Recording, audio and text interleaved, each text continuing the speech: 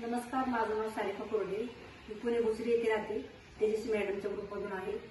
1000 व्ह्यूची order लावली होती आपल्या संजय सरांनी, सूरज कुमार सरांनी आणि मोहिनी मॅडमनी. तर 1000 व्ह्यू माझी कंप्लीट झाली. त्याच्यामुळे आम्हाला एक सरप्राईज गिफ्ट दिलेला आहे. हे आम्हाला सरप्राईज गिफ्ट सगळ्यांना दिलेलं आहे.